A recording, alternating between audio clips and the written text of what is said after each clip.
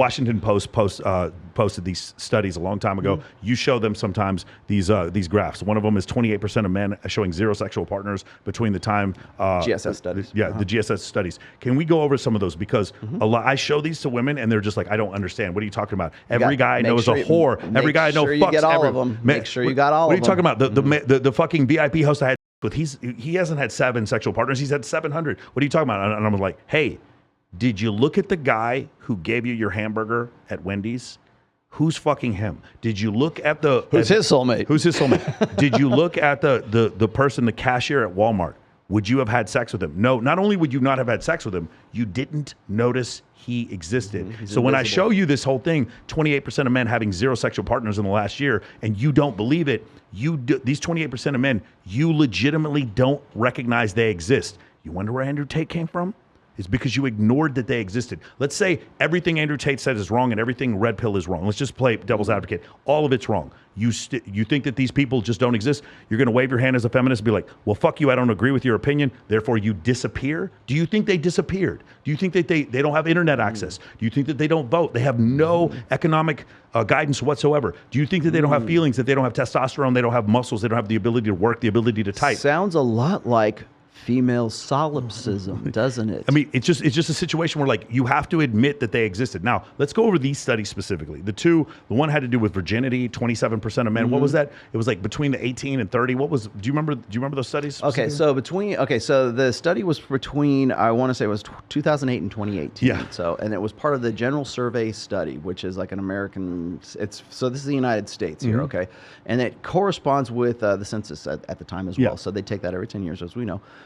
So the stats basically show this, is that it was like 28% of men between 2008 and 2018 are literally having no sex, 0. Yeah. Like no sexual partners, and it has astronomically risen since about 2010. Well, 2007 is when you first see the hockey stick spike, and that is the year that the Facebook app was introduced to the iPhone. It's also the year when white women started taking antidepressants at astronomical numbers as well. If you look at the spike in that, and what I've done, by the way, I have used that. Everybody in the manosphere has used that. Yeah. That stat. But what they don't do, that's one data point. Yeah. Okay.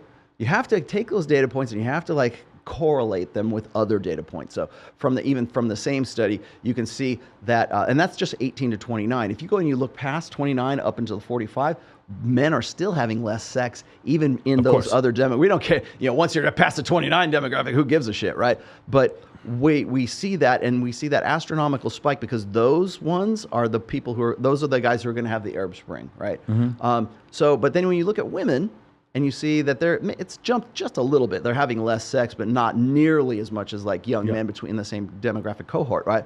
So when you look at that, how do we correlate, or how do we interpret that one data point? I interpret it as this, is that we have, of course, we're in a social media environment right now. We're in a sexual marketplace that is globalized sexual marketplace. Yeah. We can literally see statistically hypergamy right there. Okay, so what happens is, it depends on what your ideological bent is. So when I have heard like Matt Walsh or PragerU report these exact same numbers, you know what they're saying? Oh, it's because young women are older guys. It's because they're having sex with older men who are more made, and they're more mature and whatever. And what that does is it feeds into the personal responsibility grift that they all promote. So it's like, well, if men would just take more responsibility and get off their asses and start being better, then women would be better and you'd be getting laid, right? No. Women are sharing the hot alphas is what the fuck they're doing. Yeah. How about we talk about that? You'll never hear that from Dennis Prager. You will never hear that from Daily Wire. You will never have that correlation made because it is unflattering to female nature. And we all think that to solve men's problems is to pile on more and more responsibility for those guys without having any authority in that as it is. But still, it points a really ugly finger at hypergamy being true. Here it is right here. It's not that these women want to fuck old dudes on yachts. They're fucking guys, and they're sharing that guy. Yeah. So we're and I made this point before. We were talking about promiscuity, and that's where I did the show on Tim Burkhead's book, and I talked about this. I said, we're at a stage right now in society where women don't need men. They'll say this. Okay, Sure. I don't need no man. I make my own Yeah. money. I'm walk like the boss and talk like the boss, you know? And they're very proud and very, it's hubris is what it is. They get to that point and they say, I don't need no man, but I want a man. Okay, what kind of man do you want?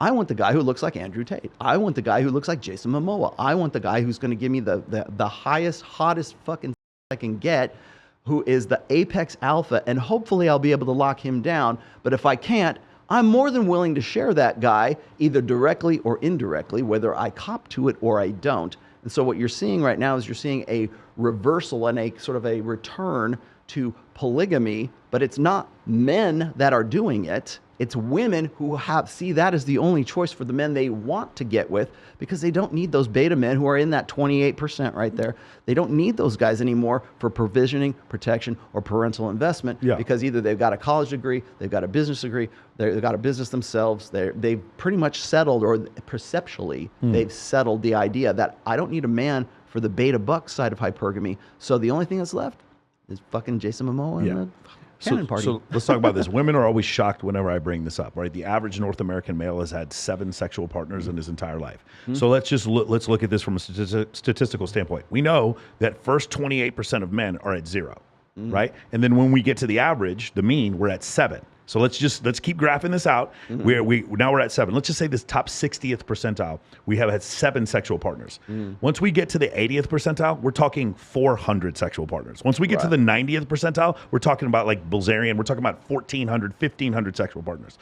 For men, it looks like a hockey stick. It literally goes like flat, and then it's a little bit, and then once you get above this certain style where you're like in the top 10% of earners, you're good looking, whatever, the number of sexual partners happens. I'm not trying to be an asshole, and I'm not trying to be arrogant. Let me tell you from firsthand experience, this is absolutely true, because I've been on both sides of the scale. It's not, you don't have a few more partners. It is unbelievably, it's 10 to 1 difference. So when you see this spike that happens, I don't blame women for this. I understand. What happens is, let's look at Amazon. Remember back in 1985, we would go to the hardware store for our hardware. We would go to the diaper store. We would go to a different store. We'd go to the nursery for our plant shit. We would go to different stores for different things. And go to Blockbuster for our videos. Blockbuster for our videos. Now we go to Amazon for everything. So we see how the internet globalized purchasing. And now we almost all go to one place for all of our shit. Why do you think that was going to happen any differently with dating? Of course, it's the same thing. Okay, I'm telling you. I was talking to Bilzerian. He said like something like 50% of the women he's been with are in relationships. Currently in relationships when they have sex with him. Like this idea that like it really is like what you said before. There is this group of men at the top that are having all the sexual access, and then there's this group of men at the bottom who aren't. And this is not a cultural thing. This has happened throughout history. Biological, evolutionary. Evolutionary. Mubarak the bloodthirsty, 888 children. You know what I'm talking about, right? From Morocco. Read about him. This whole idea. Now here's the thing. Here's where I differ from a lot of guys. Okay, not all of them, but that 28%. My whole thing is, don't hate the game. Get in the fucking gym. Get in the game. Be a player and not an average dude. Know that if this top 10% is the one that's winning, do everything in your power short of death to get there. How much does it mean to you to get in that top 10%? Nobody loves women more than me. Women are the way they are. You can tell me women like status and like guys who are taller than shorter. Have I gone to a party, been with a hot girl, and she walks off with some dude who's a male stripper? Of course it's happened to me. It sucks. Doesn't make me hate women. It's just evolution. You got swooped on. I got swooped on. So you know what? I'm gonna hit that motherfucking bench press next week, and Don't wish it were easier. Wish you were better. Yeah, wish you were better. Don't wish it was easier, because it's not easier. If you wish it easier, that's when I see these dudes, like I said before, moving to Panama, moving to fucking Eastern Europe, and they're just I don't want to give up. But you understand what I'm saying? Yeah, exactly. And so as I was saying before, when you look, I've done several shows on the GSS study. When you look at those stats, you have to correlate them against other stats that really, like you say, okay, it was 2008 to 2018. What else happened during that time? Well, if you look at how college enrollment rates have declined for men and have skyrocketed for women. And by the way, I think one of the big mistakes that we make right now is I always hear the stat of how it's 60% women and 40% men in college enrollment. Yes, enrollment, not in graduation. Enrollment. And we're having this conversation now because Biden decided he wanted to forgive like $10,000 of student debt, which of course 2/3 of that is owned by women. Okay, but that's for graduation. If you look at graduation rates, my daughter just graduated from UNLV, right? She's got a master's degree. I went and I looked at the stats, you know, being me, right, to see what the gender differential was. It was like 68 or almost 70% women and 30% guys were graduating with a master's or above, like a doctorate as well. And I thought, well, that kind of like puts things into a different perspective. It's one thing if you're going in there and you're enrolling, did you complete it? Well, there's 60% women and 40% men. All right. Did you go through it? Okay, you went through 4 years of college. You went through 8 years of college. So men are dropping out. Are dropping out, exactly. Wow. So you have to look at those stats and then compare that versus the same time period as we see an increase in guys not getting laid, right? And then you have to look at other like sort of demographic cohort studies that go along with that. And this is straight out of Dr. David Buss's book, okay? 80% of men are deemed unattractive by women online, on Hinge, Bumble, Tinder, seeking arrangements, whatever on dating. Top 10% of men on Tinder are getting 63% of the right swipes, and I believe the top 20% were getting it's like something like a 78 or 80% of the right swipes. The top 20% were getting 80% of the right swipes on Tinder. So the mistake is that this is that we call this the Pareto principle or the 80-20 rule, right? Okay, so the mistake is to think this is that 20% of guys are fucking 80% of the women. No, that's not it, dumbass. Okay, 100% of women want to get with the top 20% of guys. That leaves 80% of guys who are the invisible ones, who are the sandwich artists, who that women are completely oblivious to because they are unattractive. They are not, maybe he'll do. They are, I wouldn't even recognize his existence, right? Yeah. So you've got 80% of guys who are never going to get swiped or never going to get a call back or an interest or a wave back or whatever the fuck it is. So you got 80, those are the 80%ers. That's why I always say the 80%ers, like the beta males are 80%ers, right? So then you got the 20%ers who are the maybe. He's not unattractive, but he's not necessarily attractive. It's just like, he's interesting enough that I would want to go meet that guy. Let's see if he's got what it takes.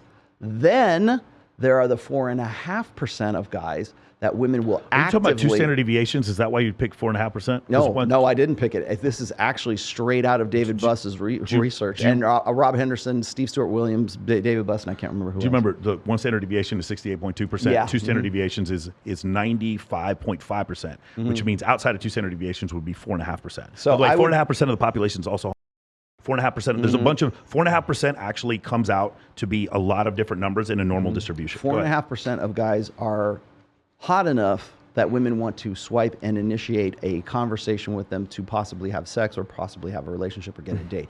They are the ones that women will initiate with. So you've got the 20%ers, and of the 20%ers that might do, the 4.5% are the guys that are hot enough for women to go, yeah, I want to fuck that guy. That's the top 20% of the top 20%. And that's what of the 4.5%.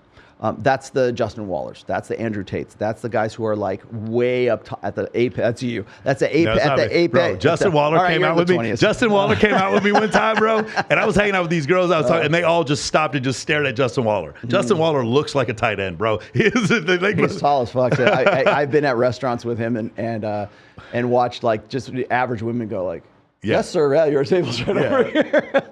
But yeah, I can tell you stories about Jay, and that he won't want me to make public. But anyways, so you have the 4.5%ers, and really, when guys tell me, "Oh, I'm not in the 20%," I'm like, it's worse than that, dude. Like, women aren't actually actively coming to seek you.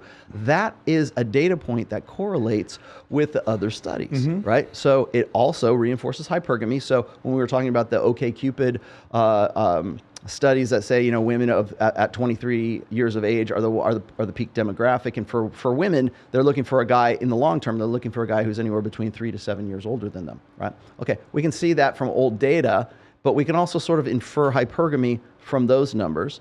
We can infer hypergamy from the GSS studies. We can also infer hypergamy from, I'll just say David Buss's research for those percentages. But so we see that women are gravitating towards the top apex guys, the 4.5%ers. How is that affecting those guys in the GSS study who are 28% aren't getting laid? Well, can we infer that the guys who are getting the swipes of the 4.5%, can we infer that those are the guys that maybe the women have been fucking for the last 10 years, instead of, oh, they must want to get with older, more mature guys who have, you know, are more emotionally available and make up some cock and bull rationale around that, rather than just say, you know what? There's two sides to hypergamy. There's alpha fucks and beta bucks. And you want to know why I get frustrated with Buss or with Peterson or anyone else, certainly Hector Garcia. Why do I get frustrated with them? Because they have this mound of fucking evidence, and all the data points to what I've been talking about for the last 20 years. And like, nope, must be older guys, right?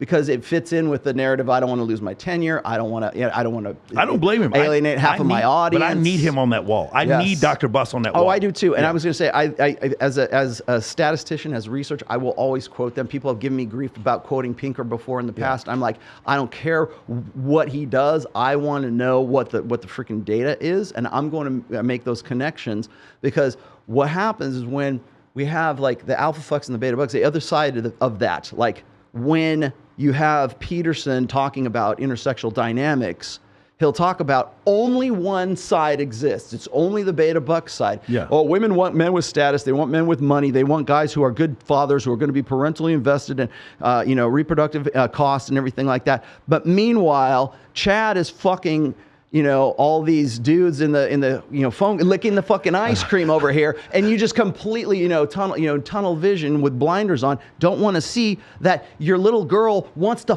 the guy on spring break. She wants that's part of that's the other side of it that you want to ignore, because if you were to address that, you would get canceled, which is what happened to Andrew.